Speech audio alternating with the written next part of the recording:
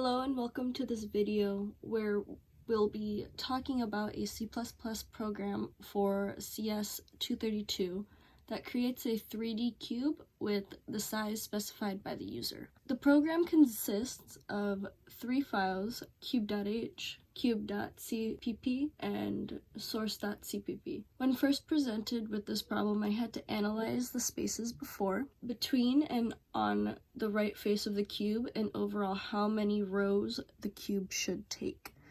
Excuse the messy chicken scratch. So after some pattern recognition, I figured out that before the cube begins at the top row, the spaces before were the length of the side minus 1. Moving on to the inside portion, the pattern was the side minus 2, with the before lowering by 1. The right face would increase by 1 until it equaled the side minus 2, then would decrease back to 0. For the overall rows of the cube, I determined that it was the side of the cube doubled, then subtracted by 1. The cube class has a private member variables for the side length of the cube, the number of stars to be drawn, the number of spaces before a star, the number of spaces between stars, and the number of spaces on the right face of the cube, the row and column of the star, and a string variable for output. It also has public member functions to get and set the side length of the cube, and to display the cube. The class also has helper functions to draw spaces and stars. So in our cube.cpp file, the constructor initializes the side length to 5. The getSide function returns the side length of the cube. The setSide function checks if the side length is an odd number greater than or equal to 5 and sets the side length to the input parameter if it is. Otherwise, it sets the side length to 5. The displayCube function uses a series of loops to draw the cube. First, it draws the top of the cube, then the front and back faces, and finally the bottom of the cube.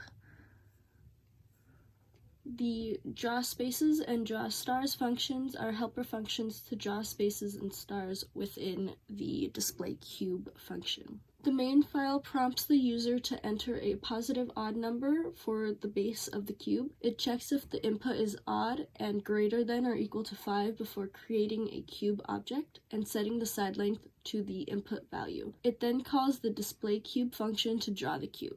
Let's go ahead and run.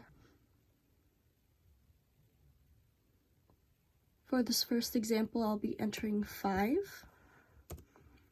As you can see, we have the bottom 5, top 5, and each length is exactly 5 stars long. Entering an even number, so let's say 6.